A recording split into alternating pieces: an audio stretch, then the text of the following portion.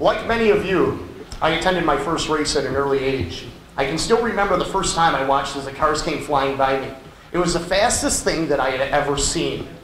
As I got older and started to grasp things a little bit more, I realized that those machines were only part of the equation. There were talented daredevils that were driving those race cars around the track. Those men and women that we all watched are local heroes. They entertained us. They thrilled us. They scared us. There's not one person in this room who's ever been to a race and has not left the track and said to themselves, wow. We've all been amazed by ordinary men doing extraordinary feats in race cars. Tonight, we immortalize 3 very talented, 3 very successful, and 3 heroes to many as they are inducted into the Northeast Dirt Modified Hall of Fame. As we look around these walls, we can use the word legends to describe each driver that has been inducted here. Some of these drivers I personally never had the chance to see race and have to rely on recounted tales speaking of their abilities and daring escapades. All were innovators, all were barnstormers, and some could be considered the first of their kind. Our first inductee tonight is our pioneer driver. Please welcome to the podium a racing historian, adjunct professor of motorsports, and a former crew member for the Diffendorf racing team, Dr. Gary George.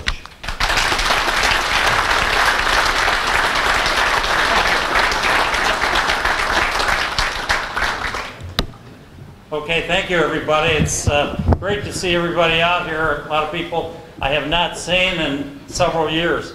They've asked me to say a couple words about Don Diffendorf, the pioneer, and he was a pioneer. His first race was in 1952 at the 5 Mile Point Speedway, the first year it opened. He continued to run there on that tough bull ring. Still is, if you've ever been down there. And I know these 2 guys that are getting inducted, Jeff and Billy, have spent a little time bombing around that track. But he raced down there. A lot of people said he was an asphalt driver. My God, no. All through the 50s, picked up the championship at 5 Mile Point in '61. But I've got a couple stories I'd like to tell you to emphasize Don Diffendorf. He was a pioneer back when racing was quite a bit different. And one story I want to tell you that I really remember, Reading Fairgrounds. Reading Fairgrounds, '68 I believe. The Daniel Boone 200. A lot of cars. Reading was one of the toughest tracks to race on. I mean, there were a lot of good drivers. Kenny Bright-Bell, we just heard about, great driver. Unbelievable. Diff took his car, which was a low-slung coupe, the famous S360, said, we'll go down for that fall race, and we will try to see how we can do. So he qualified it over a large field of cars. It was the same car that he'd been running asphalt with, but if many of you remember the pioneer days, I mean, we raised the car up, changed the springs, and changed the tires, obviously, and away we went, okay? And Diff took that car down there. He started in the middle of the field. After about 150 laps, all of a sudden, he's in 10th spot. And as the laps started to wind down, all of a sudden he's 5th and then 4th. And finally picked up the lead right near the end. And he had Stan Pulaski, you know him, famous guy, was trying to track him down, and Diff had a tire shred. And he had to make a pit stop. Pulaski ended up winning it. Diff did get second. It was an outstanding run for somebody that was considered an asphalt driver. And one other story I want to tell you is his compassion. The All-Star Series, he was on the Shangri-La team, went to Stafford Springs, Connecticut, all by himself, pretty much, with the exception of a young man who had just come back from Vietnam and had lost his eyesight. He took that man with him to Stafford Springs, Connecticut, a track that he had never run on before. And he was leading the race, and Bugsy Stevens big name, you know him, got by him right near the end. And Diff was to have that kind of thing happen to him. A lot of races just slipped away from him, especially near the end. And it was always a shame. His luck sometimes wasn't there. But he did finish second with no pit crew, basically. Only one guy on that pit crew. And my final story that I want to tell you about the Pioneers. A terrible wreck at the Lancaster Speedway on the asphalt. When he left the Speedway, after he hit Jerry Hayes, climbed up over the top of his car and launched. And he was gone. And the car, the famous S360, the original one, was totally destroyed.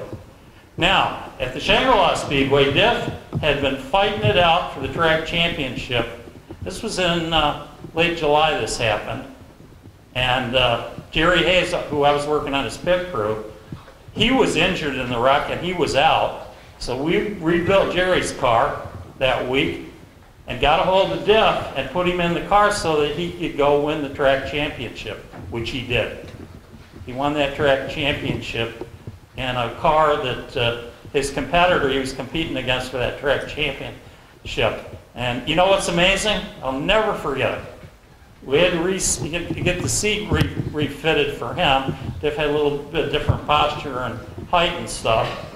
And I said, I don't know how Diffendorf is going to do in this car. I'll bait. First night in the car, he wants a feature event. I mean, we were aghast. I mean, we're in Victory Lane. I'll never forget it.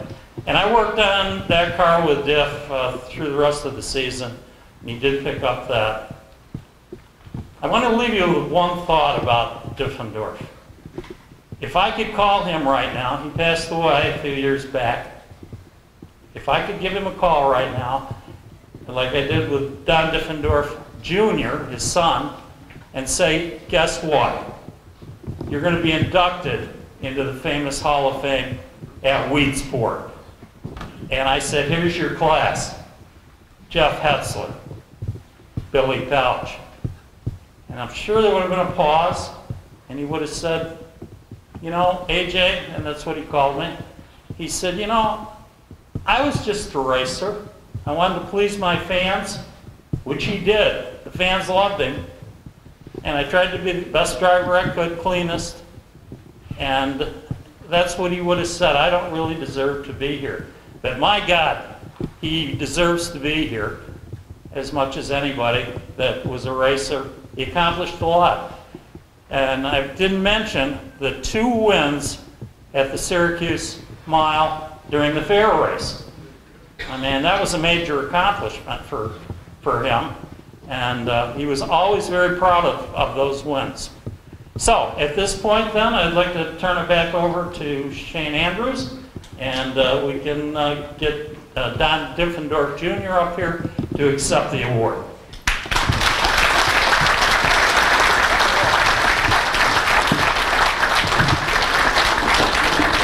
Ladies and gentlemen, please welcome our newest inductee representing his dad, Don Diffendorf Jr. Thank you very much, Shane.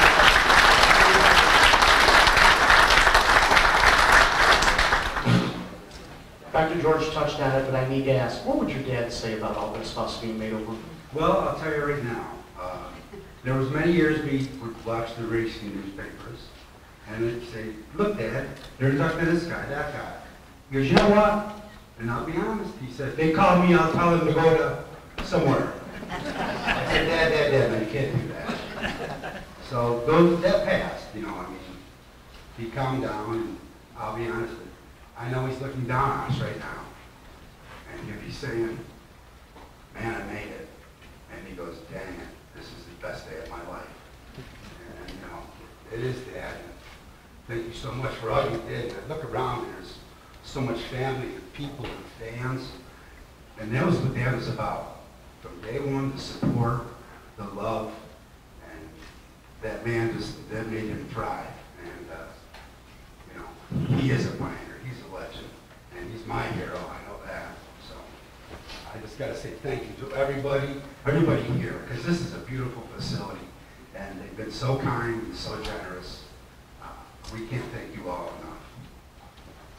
What's your fondest memory of watching your dad out on the track? Just, you know, how he got the nickname, the Great Fox. He might be laying back, or maybe not.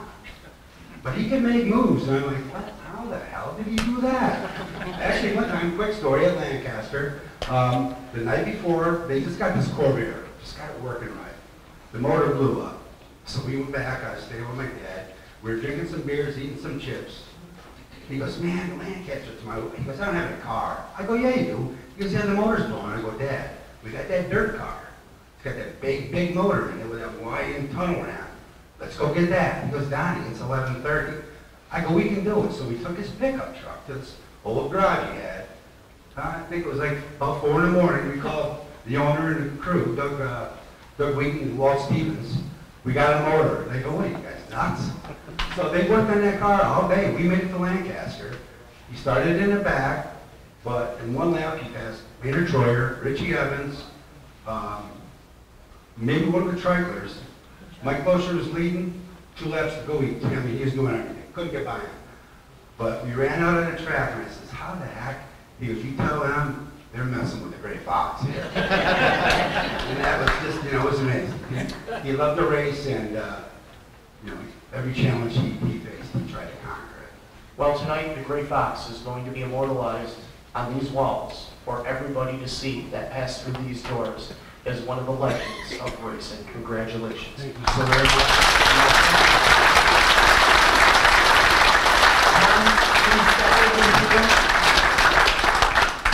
Ladies and gentlemen, we present to you Don Diffendorf, immortalized here in the Dirt Northeast Modified Hall of Fame.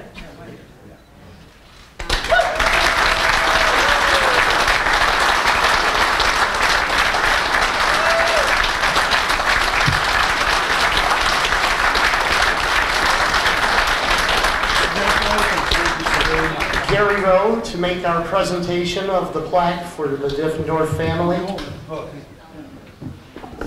And don't forget, ladies and gentlemen, inside the programs that are available here tonight are the biographies and in-depth stories of each of our inductees. So please, by all means, pick up a program.